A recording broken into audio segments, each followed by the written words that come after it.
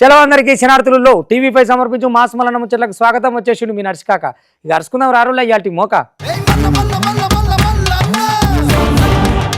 ఆగో చెల్లెల దెబ్బకు చెంప గిల్లు అని వాళ్ళు జల్లు అన్నట్టున్నది కదా. కేటీఆర్కు మెదడు చిట్లిపోయి ఏం మాట్లాడుతున్నాడో ఏమవుతుందో ఏం సమాజం అయితే లేదు. కానీ గ్లోబల్ స్టార్ అవార్డు ఇస్తే మటుకు నీకే ఇవ్వాలి తాత, నువ్వు మామూలు కథలు చెప్పవు. ఆయన కమిషన్ పిలిచినప్పుడు హాజరైతందుకు మీ అయ్యకేం భయము నీకేం భయము? ఏమిటికా వెనక ముందు ఈ వచ్చిరాని ప్రచారాలన్నీ చేస్తారు. ముందుగాల మీ ఇంట్లో రాసుకుని అగ్గి సంగతి ఎందుకు చూసుకో. ఈ పాటికే బుగ్గులై బుగ్గిలేస్తున్నట్టున్నది నీకు. ఇక గాముచ్చడం మీదకెళ్ళి ఏం మాట్లాడుతున్నావో నీకు దమాకు ఆటనమందం కూడా పనిచేయక ఆగమాగ మరుగుతున్నావు అని మంత్రి సీతక్క కేటీఆర్ మీదకి మస్తు అరుసుకొచ్చింది అనుకో రాదుండ్రి. ఎందుకనంటే నిన్నయాల ఇల్లదో జవడం జోరుగా అవుతున్నది కదా. కాళేశ్వరం ఇట్టను అంటే బాంబులు పెట్టిరు అంటే ముఖ్యమంత్రి అట్టను అంటే ఇక ఈ కథలన్నీ అవుతున్నాయి కదా. అగో ఆదాని మీదకి వెళ్ళి పురాగా దమాకంతా చెడిపోయింది కేటీఆర్కు. ఏం తలకాయ పనిచేస్తలేదు. ఇక దానికి తోడు వాళ్ళ చెల్లోటి ఇప్పుడు ఉత్తరం ముచ్చట తీసుకొచ్చింది కదా. ఇక దయ్యాలు దశకాలు అనేసరికి ఆయనకేమో జల్దరం పుట్టుకున్నది. గందుకే ఏం మాట్లాడుకున్నాడో తెలియకుండా మాట్లాడుతున్నాడు ఈ చుట్టటిల్లు అని చెప్పి అని అనుకొచ్చింది అనుకో రాదురి మంత్రి సీతక్క. మరి ఇంకేమేమి అన్నదో అరుచుకుందాం రారులా. ఎందుకంటే ఇలా చదవడం జోరు మీద ఉంటుంది, గమ్మత్తుంటది. ఇక కారు పార్టీ మాజీ మంత్రులకు ఇటు కాంగ్రెస్ పార్టీ మంత్రులకు ఇక మొత్తానికైతే పడకుంటనే అవుతుంది పోండ్రి. ఒగల మీద ఒగలు మాటల కత్తులు నూరుకుంటా ఇక పచ్చగడ్డైతే బగ్గుమన్నట్టే ఉన్నది కథ అంతా. ఇక సిస్టర్ ఇచ్చిన స్ట్రోక్ తోటి కేటీఆర్ కు చిన్న మెదడు చితికిపోయిందని చెప్పి ఇక పంచాయతీ గ్రామీణాభివృద్ధి మహిళా శిశు సంక్షేమ శాఖ మంత్రి సీతక్క కౌంటర్ ఇచ్చిందులా. ఇక కాళేశ్వరంలా కమిషన్ తీసుకుంటున్నప్పుడు లేని భయం కమిషన్ ముందు ఖచ్చితందుకు ఎందుకో. నువ్వు ముందుకొచ్చి నీకు నీతి నిజాయితీ రీతి ఉంటే కాళేశ్వరం నువ్వే కదా కట్టించినావు. ఎందుకు కూలిందో, కాళేశ్వరం ఎందుకు కూలేశ్వరం అయిందో దానికి జవాబు ఇవ్వు. కమిషన్ ముందుకొచ్చి ఆన్సర్ ఇవ్వండి. గ్లోబల్స్ ప్రచారంలా నిన్ను మించినోలే లేరు కేటీఆర్. నీకు గ్లోబల్ అవార్డు ఇయ్యాలే. అబద్ధాల పునాదుల మీద బీఆర్ఎస్ నడుతాంది. గ్లోబల్స్ ను కేటీఆర్ మస్తుగా మించిపోయిండు. ఇక్కడ రేవంత్ రెడ్డి గారు కూడా మరి విజయవంతంగా తన యొక్క పరిపాలన కొనసాగిస్తుంటే అహంకారంతో ఉన్నటువంటి కేటీఆర్ వాళ్ళ ఫ్యామిలీ నిరంతరం టార్గెట్ చేసి సోషల్ మీడియాను వేదికగా చేసుకొని అబద్ధాలను ప్రచారం చేయడంలో గ్లోబల్స్ ను మించినటువంటి గ్లోబల్ ప్రచారకర్త ఎవరు అంటే అది కేటీఆర్ ఆయన సోషల్ మీడియా. కవితన్న దయ్యము కేటీఆరే కావచ్చు. రాహుల్ గాంధీ గురించి మాట్లాడే స్థాయి కేటీఆర్ కు లేదు. కాళేశ్వరం కూలిపోయినప్పుడు అధికారంలో ఉంది కదా బీఆర్ఎస్. మరి అప్పుడేం చేసిండ్రు? మోడీ ప్రశంసల కోసమే ఈడీ గురించి కేటీఆర్ మాట్లాడుతున్నాడని చెప్పి మొత్తానికైతే గీ తీరుగా మాట్లాడుకొచ్చిందులా. మోడీ దగ్గర ప్రశంసల కోసం ఇవాళ సిస్టర్ స్ట్రోక్ తో బాధపడుతున్న కేటీఆర్ గారు మా రాహుల్ గాంధీ గారిని, సోనియమ్మను, సీఎం రేవంత్ రెడ్డి గారిని కూడా మరి రకరకాలుగా మాట్లాడుతూ శునకానందం పొందుతా ఉన్నారు. ఈడీ విషయంలో రాహుల్ గాంధీని మాట్లాడే అర్హత నీకుందా? ఇతరుల త్యాగాల మీద రాజభోగాలు అనుభవించి కుటుంబం అంతా కూడా ఇవాళ దాచుకొని మరి తిన్నదంతా కూడా బయటకు వస్తూ ఉంటే ప్రజలకు వచ్చి జవాబు చెప్పుకోలేక కాళేశ్వరం మీద బాంబు పెట్టిరంటారు. కాళేశ్వరం కూలిపోయినప్పుడు అధికారంలో ఉన్నది నువ్వు. నిజంగా నువ్వు ఆ రిపోర్ట్లో ఆ రోజు తీసుకొచ్చినటువంటి ఎఫ్ఐఆర్లో కానీ రిపోర్ట్లో కానీ ఎందుకు మరి ఇక్కడ మాకు అనుమానం ఉంది అని మెన్షన్ చేయలేకపోయారో ఒకసారి సమాజానికి జవాబు చెప్పాలి. హాగో ఇన్న రావుల్లా ఇక మొత్తానికైతే కారాలు మిరియాలు మస్తుగా నూరిందులో కేటీఆర్ మీన. ఇక పాప మీలకీలకు సొంత పంచాదులేం లేవు గాని జనాల కోసం జవడం పెట్టుకొని ఒక్కొక్కరు కంటైతున్నమాట అయింది పోండ్రి. ఇప్పుడు అభివృద్ధి ముచ్చట్లని పక్కకు పెట్టి మీరంతా అంటే మీరింత అని కొట్టుకుంటే ఏమత్తది చెప్పుండ్రి అని చెప్పి పబ్లిక్ అనకత్తున్న మాటనుల్లా. ఇక ఏదేమైనా జనాలను ఎంటర్టైన్ చేస్తందుకు కూర్చున్నారు పోండ్రి గీళ్ళంతా. ఇంకా ఓలే జర ఆడాడ ఇంకా గాలిపంక పార్టీ అధికారంలో ఉన్నది అనుకుంటున్నారు కొంతమంది పోలీసు భక్తులు. ఎందుకనంటే వాళ్ళ అధికారంలో ఉండగా చేతులు కట్టుకొని యూనిఫామ్లు ఉన్నా కూడా ఆ యూనిఫామ్ కూడా వాళ్ళ పార్టీ కార్యకర్త వేసమే అనుకున్నారు. చూసినారు అగో గసంటి వాళ్ళు గట్టినే చేస్తున్నారు. ఈ నెల్లూరు కాడ చూడురు కానీ ఇట్లా చేస్తున్నాడు. ఇక రామిరెడ్డికి మొత్తం గులాం కొడుతున్నాడు, సలాం కొడుతున్నాడు. అయ్యా ఓ అధికారి నీ సకదరం పాడైపోను లే, ఇంకా నువ్వు నిద్రలే. గాలిపంక పార్టీలు పోయి శానవతులు అవుతుంది. వచ్చింది కూటమి సర్కారు, నువ్వు అదే మబ్బులు ఉన్నట్టున్నావు. ఎందుకంటే దండిగా ముచ్చినట్టున్నాయి. ఆ కుప్ప ఇంకా అరగనట్టున్నది, ఇక అరిగించుకోనట్టున్నది మొదగాల. అందుకనే ఎవరు అధికారంలో ఉన్నారు, ఎవరికి చేయాలి, ఏం సంగతి ఏం మర్చిపోయింది మొత్తం. పూరగా గాలిపంక పార్టీ వాళ్ళకు ఊడిగం చేస్తున్నాడు. ఇక ఊకే ఒకటి తరాజు పట్టుకొని తిరగపోయినా నీ లొలిక్కున వారేది నువ్వు చూడురు లగ్గిన సక్కదనం ఎట్లుందో అధికారట మళ్ళీ ఈయన మీదికెళ్ళి. ఇక గాలిపంక పార్టీ సర్కారు పోయిన అలా తొత్తు లెక్క పని చేసే పోలీసుల తీరు మాత్రం మారతలేదులా. ఇక ఎక్కడికక్కడ పంకపార్టీ నేతలకు ఒత్తాసు వలుకుంటూ ఆగం చేష్టలు చేయబట్టిండ్రు. ఇక పంకపార్టీ నేతలు ఒక దిక్కు పోలీసులను ఇష్టం వచ్చినట్టు ఎంత మాటలు మాట్లాడి బెదిరింపులకు పాల్పడతా ఉంటే, ఇంకో దిక్కు కేసులల్లా నిందితులు లెక్కున్న వైసీపీ నేతలు మాజీలకు పోలీసులు ఆరదండాలు పట్టుకుంటా రాచ మర్యాదలు చేస్తాండ్రు. ఇక శ్రీ పొట్టి శ్రీరాములు నెల్లూరు జిల్లా కావలికాడ గసొంటి ముచ్చటే అయిందుల్లో.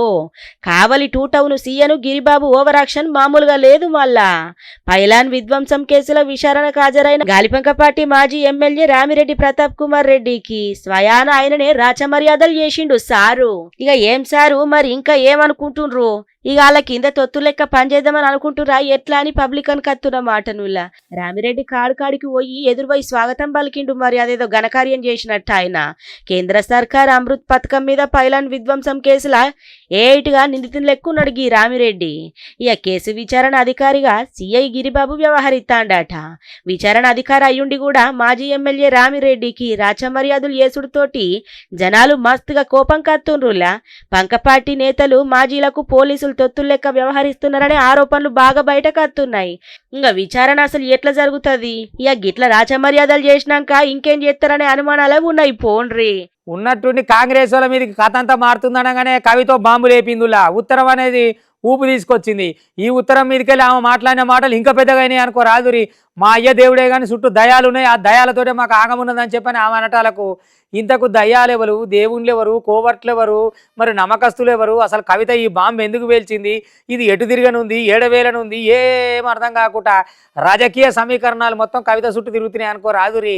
అవునా అనుల్లా పార్టీ కూడా పెడుతుందని అంటున్నారు. నిజమో కాదో తెలియదు. మరి ఇక ఇప్పటికే బీసీ వాదం బహుజన వాదం అని ఇంకో ముచ్చట ఎత్తుకున్నది. మరి వీళ్ళు బీసీ వాదం ఇన్నొద్దులు ఎటుపోయిందో తెలియదు. కానీ ఇప్పుడు కవితకేమో కొత్తగా పట్టుకొచ్చింది. ఇక దానికి తోడు అయ్య ఉత్తరం మీదకెళ్ళి ఆడుతున్న ఆట మామూలుగా లేదు. ఇంతకు దయ్యాలెవరు, కోవర్ట్లు ఎవరు, మరి జర్ర ఆలోచించి జనాలు మీరే ఆలోచన చేసి లెక్క చెయ్యురి. ఇంతకు కోవర్ట్లు ఎవరు కావచ్చు? మరి ఎవరై ఉంటారు అమ్మ కేసీఆర్ కాడ? మరి దయ్యాలంటే దయ్యాలు ఎవరు? మా అయ్య దేవుడే అంటుంది కానీ మరి దయ్యాలంటే చుట్టూ ఉండేటోళ్ళు ఎవరు? మరి ఇలా చుట్టాలైనా రక్తబంధమేనా? మరి దాంట్లో దయ్యాలు ఎవరైరి? ఏం అర్థమైతలేదు. ఆలోచన చేయురు మీరన్నా. తెలంగాణలో రాజకీయ టెన్షన్ మామూలుగా లేదు. పోండ్రి ఇప్పుడు అందరి చూపు కూడా కారు పార్టీల రేగిన అలజడి మీదనే ఉన్నది. సొంత పార్టీ మీదనే కేసీఆర్ బిడ్డ కవిత చేసిన సంచలన వాక్యాల మీద గులాబీ వర్గాలల్లా బాగా చర్చ నడుస్తాంది. అసలు బీఆర్ఎస్ లా దయ్యాలోళ్ళు కోవట్లోళ్ళు అన్నది ఇప్పుడు పెద్ద $1 మిలియన్ ప్రశ్న లెక్క తయారైందిలా. 2 వారాల క్రితం నేను గౌరవనీయులు పెద్దలు కేసీఆర్ గారికి ఒక లేఖ రాయడం జరిగింది. నేను ఈ విధంగా కేసీఆర్ గారికి ఇదివరకు కూడా నా ఒపీనియన్స్ ఎప్పుడున్నా కూడా లేఖ ద్వారా చెప్పడం జరిగింది. అయితే ఈసారి నేను మొన్ననే చెప్పున్నాను, కుట్రలు కుతంత్రాలు జరుగుతూ ఉన్నాయని. నేను చెప్పిన కొద్ది రోజుల్లోనే మరి నేను అంతర్గతంగా కేసీఆర్ గారికి రాసినటువంటి ఉత్తరం బహిర్గతం కావడం అన్నది, ఇది మరి ఏం జరుగుతుందో అన్నది పార్టీలో ఉన్నటువంటి మనందరం, తెలంగాణ ప్రజలందరూ కూడా ఆలోచించుకోవాల్సినటువంటి విషయం. నేను వేరే ఏం విషయాలు చెప్పలేదు. నేను కేవలం పార్టీలో ఉండేటటువంటి అన్ని స్థాయిలో ఉన్నటువంటి నాయకులందరూ అనుకుంటున్నటువంటి విషయాలు. కేసీఆర్ బిడ్డ మీదనే కుట్రలు చేసింది ఎవరు? సొంత బిడ్డని కేసీఆర్ కలవకుంటా అడ్డుకుంటున్నది ఎవరు? కేసీఆర్, కేటీఆర్, కవిత, హరీష్ రావుల నడుమ ఇక గింతగానం గ్యాప్ ఎందుకు వచ్చింది అన్న ముచ్చట ఇక బీఆర్ఎస్ శ్రేణులల్లా కన్ఫ్యూజన్ రేపుతుందనుకో రాదుర్రి. ఇక ఇప్పుడు యాడ చూసినా కూడా గీదే కథ. అసలు కవిత బీఆర్ఎస్ లా కొనసాగుతుందా, లేకపోతే కొత్త పార్టీకి ఏమన్నా పోయేతందుకు గ్రౌండ్ వర్క్ చేస్తాందా? అసలు కవిత రాజకీయ భవిష్యత్తు కార్యాచరణ ఏంటిది అని గులాబీ నేతలు చెవులు కొరుక్కుంటుండ్రు, ఇక నోర్లు జించుకుంటాండ్రు. అయితే కవిత చేసిన ఘాటు ఆరోపణలకు బీఆర్ఎస్ నుంచి సమాధానం ఏది రాకపోవడంతోటి అందరూ కూడా అయోమయంలా ఆశ్చర్యంలో ఉన్నారులా. ఇక అధిష్టానం పెద్దల నడుమ విభేదాలుంటే సమన్వయంతో నేతలు ఎట్లా పనిచేస్తారు? ప్రతిపక్ష పార్టీ ఉన్న బీఆర్ఎస్ భవిష్యత్ ఏంటిది అన్న అనుమానం గులాబీ శ్రేణుల గుండెలల్లా గుబులు రేపుతున్నది. అమ్మా ఇప్పుడు తెలంగాణకు కావాల్సింది ఆయమన్నా మంత్ర పూజారులా, క్షుద్ర పూజలు చేసేటోడో దయ్యాలను వదిలించేటోడో కావాలి. ఎందుకనంటే ఓ దిక్కు బీఆర్ఎస్ పార్టీ తెలంగాణకు వచ్చిన దయ్యం అని చెప్పి కేసీఆర్ దయ్యం అనేమో రేవంత్ రెడ్డి అంటుండు. ఊకాస తెలంగాణకు వచ్చిన అసలు శని దయ్యం నువ్వేననేమో కేటీఆర్ అంటుండు. అసలు ఈ తెలంగాణకు దయ్యాలు ఎందుకు పట్టినాయి, భూతాలు ఎందుకు పట్టినాయి అనే దాని మీదకి వెళ్ళి ఇప్పుడు వీళ్ళందరూ కలిసి పొత్తుల పైసలు వేసుకొని ఒక మంచి క్షుద్ర పూజకాన్ని కానీ మంత్రాలు చేసేటోని కానీ దయ్యాలను వదిలించేటోని కానీ తీసుకొస్తే ఓం భీం క్లీం అని మొత్తంగా చేతపడి గీతపడి అంతా చేసి దయ్యాలను గిట్లా వదిలిస్తాడు కావచ్చు. నీ కథనాలు పాడైపోను. రాజ్యమేలూరి రాజ్యంలో ఉన్న జనాలకు ఏదైనా మంచి చేయురా అంటే ఈయన దయ్యమో అంటే ఆయన దయ్యమో అంటాడు, ఆయన దయ్యమో అంటే ఈయన దయ్యం. ఈ దయ్యాలు పడతాను కానీ ఆయన మిమ్మల్ని తెచ్చుకున్నది 10 ఏళ్ళు ఒక ఆయన వెళ్ళిండు, ఇప్పుడు ఇంకా ఈయన వచ్చిండు, ఇక ఈయన దయ్యాలే అంటుండు ఆయన దయ్యాలే అంటుండు. మరి భూత వైద్యులు పిలిపించి ఉత్సవం అని యాపమండ లేచి బుడిది లేపి మంత్రాలు చెప్పిరు. మరి బాగానన్నా అవుతుందో ఏమో, ఎందుకంటే ఊరూరికి ఇప్పుడు ఎట్లాగో బొడ్రాయి పండుగలు చేసుకుంటారు. మరి మీరు కూడా దయ్యాల పండుగలు అనేది పెట్టరు, తెలంగాణకు పీడబోతుంది. నీ ఇల్లుకున్న వారైతును దయ్యాలు పట్టినాయట, మీరే పెద్ద దయ్యాలు. ఇక బీఆర్ఎస్ చదవడం బీఆర్ఎస్ కుంటే ఇటు ప్రతిపక్షం కాబట్టి సర్కార్ నడుచుకోపోతే నడది కదా. ఇక వీళ్ళ ననుడు గీళ్ళ ననుడు మొత్తానికైతే ఒక్కోళ్ళనొక్కళ్ళు తిట్టుకునుడు మాత్రం మాంతలేరు పోన్రి. ఇక ఇంటి జవడాలు ఎన్నున్నా గాని పక్క పొంట పెట్టి వీళ్ళ నాళ్ళు వాళ్ళ నీళ్ళు మస్తుగా తిట్టుకుంటాండ్రు. ఇక బీఆర్ఎస్ లా కోవట్లు ఉండొచ్చని చెప్పి రేవంత్ రెడ్డి అనికచ్చే. ఇక గా మాటకు మాజీ మంత్రి కేటీఆర్ తెలంగాణకు పట్టిన దయ్యము రేవంత్ రెడ్డి అని చెప్పి మాట్లాడుకొచ్చిండులా. ఇప్పుడు ప్రస్తుతం మాకు తెలంగాణకు పట్టిన దయ్యం మాత్రం రేవంత్ రెడ్డి. ఆ రేవంత్ రెడ్డి అనే దయ్యాన్ని ఎట్లా వదిలించాలా అనేది మా తాపత్రయం. నేను చెప్పేది ఏమంటే తెలంగాణకు పట్టిన శని కాంగ్రెస్, తెలంగాణకు పట్టిన దయ్యం రేవంత్ రెడ్డి. ఇప్పుడు ఆ దయ్యాన్ని శనిని ఎట్లా వదిలించాలనేది మా టార్గెట్. తెలంగాణకు పట్టిన శని కాంగ్రెస్, ఇక శనిని గా దయ్యాన్ని నిడిసబెట్టుడే మా పని. మా పార్టీలా ప్రజాస్వామిక పూర్తున్నది. మా నేతకు ఎవలన్న ఉత్తరాలు రాయొచ్చు, కవిత లేక పెద్ద ముచ్చటేం కాదు అని చెప్పి చెప్పుకొచ్చిండు పోండ్రి. మా పార్టీలో we encourage open culture, democracy కాబట్టి, డెమోక్రాటిక్ పార్టీ కాబట్టి, ప్రజాస్వామిక స్ఫూర్తి ఉన్న పార్టీ కాబట్టి మా పార్టీ అధ్యక్షుల వారికి ఎవరైనా సూచనలు చేయాలనుకుంటే ఉత్తరాలు రాయొచ్చు. అదేదో చాలా గొప్ప విషయం అన్నట్టు మీరందరూ అంత బాధపడిపోవాల్సిన అవసరం ఏం లేదు. నేను అనేది ఏమంటే మా పార్టీలో డెమోక్రసీ ఉంది కాబట్టి మా పార్టీ అధ్యక్షుల వారికి మా పార్టీ నాయకులు ఎవరైనా సరే అప్పుడప్పుడు సూచనలు సలహాల రూపంలో లిఖితపూర్వకంగా ఇవ్వచ్చు, ఓరల్గా ఇవ్వచ్చు, రకరకాలుగా ఇవ్వచ్చు. అట్లాగే నేను ఒక మాట మాత్రం చెప్తాను, మనం ఎవరైనా సరే పార్టీలో ఏ హోదాలో ఉన్నా కొన్ని విషయాలు అంతర్గతంగా మాట్లాడాల్సిన విషయాలు అంతర్గతంగా మాట్లాడితేనే బాగుంటుంది. పార్టీ ఫోరమ్స్ ఉన్నాయి, అధ్యక్షుల వారితో కలిసే అవకాశం ఉంది, లేదా ఆఫీస్ బేరర్స్ ఉన్నారు, కలిసి చెప్పుకునే అవకాశం ఉంది. కాబట్టి అంతర్గతంగానే కొన్ని విషయాలు మాట్లాడితే బాగుంటుంది. అది అందరికీ వర్తిస్తుంది, వీళ్ళకి వాళ్ళకని కాదు, అందరికీ వర్తిస్తుంది. తప్పకుండా ఎవరమైనా ఒకటే, ఈ పార్టీలో అందరం కార్యకర్తలమే. హాగు గట్లున్నదులా కథ. మొత్తానికైతే లోపట ముచ్చట్లు బయటకు మాట్లాడకపోవడే మంచిది. పార్టీలో అందరం కార్యకర్తలమే, అందరం సమానమే అని చెప్పి గీ తీరుగా మాట్లాడుకొచ్చిండు. మరి ఇక మొత్తానికైతే గిట్లా సాగుతున్నది కథ అంతా. ఇక కూర్చొని మాట్లాడదామని కూర్చునే ఓపిక లేదు మాకు, కూల్చి పారేస్తామని చెప్పి అన్నల్ని ఇక దండకారణ్యం కర్రెగుట్టని ఎర్రగుట్టలు చేసి ఆగమాగం చేసి ఏమి లేకుండా ఇంకా జల్లడ పడుతూనే ఉన్నారు. రానో ఇన్నో అంటే నిన్న మొన్నటి దాకా 29 మంది చచ్చిపోయి పెద్ద దెబ్బే పడ్డది ఉద్యమానికి. ఇక వాళ్ళు ఏమైనా ఆస్తులు అడిగిరా, ఆమ్దాన్ని అడిగిరా, మాట్లాడదాం అనుకుంటేనే వీళ్ళు ఆగేది లేదు. ఇక అసలు ఈ వాదమే ఉండొద్దు అని చెప్పని వాళ్ళు ఏరి పారేసే పని మీద అయ్యో నాయన ఎక్కడి కథ ఏం కథ మొత్తం నెత్తురు వారుతున్నది ఆ గుట్టలలో. ఇంకా కూంబింగ్ నడుస్తూనే ఉన్నది. మరి ఇవాళ రేపట్లో ఏమైనా ముగుస్తుందా ఏందని ఏం అర్థమవుతలేదు. కానీ ఉద్యమాన్ని మటుకు ఏమి లేకుండా పొతం పెట్టిరులా. అరే గిన్నెండ్ల చరిత్రకు మొత్తం సమాప్తి పలికినట్టు అయిపోయింది అనుకో రాదురి. ఇక చూడు అట్లా పోయిద్దాం రా కర్రగుట్టల చుట్టూ ఎట్లుందో కథ. దండకారణ్యాన్ని భద్రతా బలగాలు పూర్తిగా జల్లడబడుతున్నాయుల్లా. చెట్లు, గుట్టలు, గుహలు అన్ని ఏవిటి నిడిసబెట్టకుండా పెద్ద ఎత్తున బలగాలు మోహరించినాయి. ముఖ్యంగా మావోయిస్టు అగ్రనేతలే టార్గెట్ గా ఆపరేషన్ కగారు తుది దశకు చేరింది. 15 చదరపు కిలోమీటర్ల పరిధిలున్న దాదాపు 15,000 మంది భద్రతా బలగాలు ఛత్తీస్గఢ్లున్న దండకారణ్యకు పోయి మావోయిస్టు అగ్రనేతలనంతా అక్కడనే దాగున్నారనే సమాచారంతో చుట్టుముట్టిండ్రనుకో రాదుర్రి. ఇక రోజు రోజుకు లోపటికి పూర్తిగా చొచ్చుకపోతాన్నాయి భద్రతా బలగాలు. లొంగిపోవుడు తప్ప మరో మార్గం లేకపోవుడుతోటి కొందరు అగ్రనేతల తరపున ఛత్తీస్గఢ్ సర్కార్ల సంప్రదింపులకు ప్రయత్నాలు జరుగుతున్నట్లు ముచ్చట్లు పడుతున్నాయి. మరి వచ్చే ఏడాది మార్చి చివరి నాటికల్లా ఛత్తీస్గఢ్ లో మావోయిస్టుల ఉనికి లేకుండా చేయాలన్న లక్ష్యంతో కేంద్ర సర్కారు ఆపరేషన్ కగారు కొనసాగిస్తున్నది. ఇక తొలుత 45,000 మంది భద్రతా బలగాలు దండకారణ్యం నలుదిక్కుల నుంచి లోపటికి చొచ్చుకొని పోయి ఎక్కడికక్కడ బేస్ క్యాంపులు ఏర్పాటు చేసుకున్నాయి.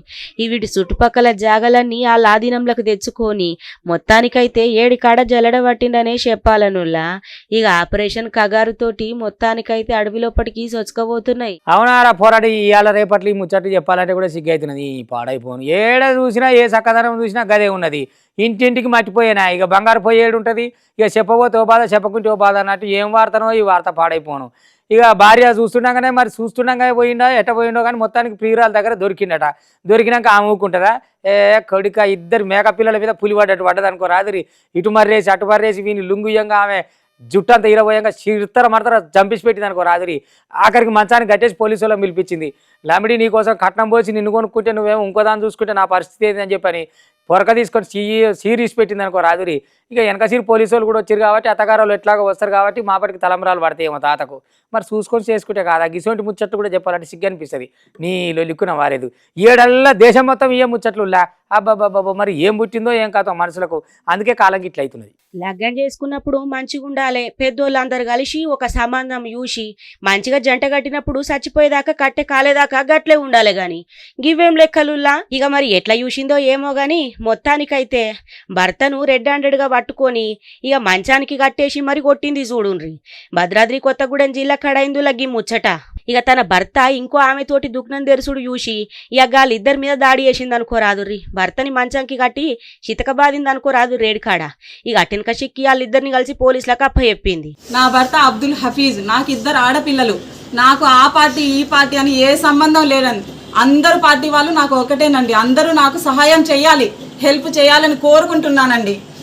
2 సంవత్సరాల క్రితం నన్ను వదిలేసి పరారీలో ఉండి అండి పిల్లల్ని నన్ను పట్టించుకోకుండా వెళ్ళిపోయాడండి. ఈమె పేరు ఫాతిమాట, ఈయన పేరు ఆఫీస్ అట. 10 ఏళ్ల కిందట లగ్గమైందట. గీలకు ముత్యాల సొంటి 3 పిల్లలు ఉన్నారట. 2 ఏళ్ల కాంచెల్లి హఫీజు ఇంకొక ఆమెతోటి దుగ్నం తెరిచిండట నుల్లా. ఇక ఫాతిమను ఇంట్లో నుంచి గెంటేసిండట. ఇక ఆమె పోలీసులను ఆశ్రయించిన ఫలితం లేకుండా పోయింది. ఇట్లయితే కాదు అని ఇక భర్తను ఇంకొక ఆమెతోటి ఉండంగా ఇక పట్టుకొని దేశశుద్ధి చేసి పోలీసు వాళ్ళకి అప్పచెప్పింది. ఇక తాతయ్య తలవాళ్ళు గట్టిగా పడ్డాయి. ఇక అయిపోయి ఈ వానలకేమో ఓ దిక్కు వేసుకున్న పంట అంతా ఆగమైపోయి శ్రీకాకుళంలో చూడు మామిడికాయ పంట అంతా మార్కెట్కి వెళ్తా వంటలకు ఈ వచ్చిరాని వానలకు మొత్తం నేల కూలి ఏడికాడికి ఆగమైపోయాయి. ఈ అవతల అప్పు తెచ్చను సప్పు తెచ్చను కూలోళ్ళకి ఇచ్చే ఎరువులకి ఇచ్చే మందులకి ఇచ్చే ఆరుగాలం కష్టం చేసే ఈ తోటేమో ఒక ఏడాదిలో వచ్చే పంట కాదా కాపు కాసుకొని చెట్లు ఎదిగిందాక ఆగి ఆగి ఆగి ఆగి ఎండాకాలం వచ్చినాక అమ్ముకుందాం అంటాలకు అర్ధమరాత్రి ఆనొచ్చి ఆగం చేసిపోయాయి. ఇక రైతుని ఎవరు ఆదుకోవాలి? అయ్యో ఇక ఎట్లా చేయాలి దేవుడా అని సర్కారు దిక్కు దండం పెడుతున్నాడు. ఒక్క మామిడి పంటేనా ఈ ఏడల్లా పంటలన్నీ ఆగమైపోతున్నాయి. ఇలా ఈ గాలిదుమారాలు వానలు చేపట్టి చెడగొట్టు వానలు కాని వాళ్ళకి వచ్చి కథం పెట్టేస్తున్నాయి పంటలన్నీ. ఇక చూడు రైతన్న అవస్థ ఎట్లున్నదో. ఏం వానలో ఏమోనుల్లా 2 రోజుల కాంచెల్లి శ్రీకాకుళం జిల్లాల పడుతున్న భారీ ఆనలకు పాపం రైతులకు పెద్ద నష్టమే మిగిల్చింది. ఇక ఈ నష్టం చేయంగా రైతులు కన్నీరు గారుతుర్రు అనుకో రాదుర్రి. ఆనకి తోడు పెద్ద పెద్ద గాలులు వీసుడుతోటి వచ్చిన పంట మొత్తం నేల రాలిపోయిద్దుల్లా. మామిడి పంట నేలపాలవుడుతోటి రైతులు లబోదిబోమంటాండ్రు. దీంతో రైతులు బగ్గ బాధపడుతుండ్రులా. కాయ పాకంకి వచ్చిందనగానే గాల్లో ఇష్టాసారం గాళ్ళు మొత్తం సర్వనాశనం అయిపోయింది. మరి మాకు ఆధార్ పెట్టలేదు.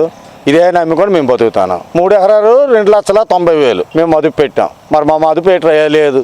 ఇక ప్రభుత్వం ఆదుకొనొచ్చు లేకపోతే లేదు. అంతవరకే మాకు తెలిసిన మొక్క. ఈ ఏడాది మామిడి దిగుబడి అంతంత మాత్రమే ఉన్నది. దానికి తోడు అకాల ఆనలు కాయలు దెబ్బలు తినుడుతోటి మస్తుగా నష్టపోయినామని ఇక ఎట్లనో పోతీరు సర్కారు ఆదుకోవాలని చెప్పి దండాలు పెడుతుండ్రు చూడుండ్రి. కింద పడిన తర్వాత అది కుళ్ళిపోద్ది, మొత్తం పగిలిపోద్ది. కాబట్టి మొగ్గేసినా కూడా పనికిరావు సార్. మాకు పంట వచ్చిన టైంకి పండైన టైంకి గాలి వానల వల్ల మాకు మొత్తం పగిలిపోవడం పండించుకోవడానికి కూడా అవ్వదు సార్. మొత్తం జల్లుకోవడం తప్ప ఏనికి పనికిరావు సార్. ఏం వానలు ఏమోనుల్లా మరి పెద్ద పెద్ద గాలులు రాళ్లతోటి ఆనలు చెడగొట్టు వానలు ఏందుల్లా కాలం గాని కాలంలో రాబట్టే కాలానికి ముందే వచ్చి రైతులకు పెద్ద దుఃఖాన్ని మిగిల్చినవి పోండ్రి. ఇక గివన్నట్టు ఇవాళ టీవీ5 సమర్పించు మాస్ మళ్ళీ ముచ్చట్లు చూస్తూనే ఉండరు. మళ్ళీ రేపు ఇది వరదాకా మీ టీవీ5 ఇగుంటా.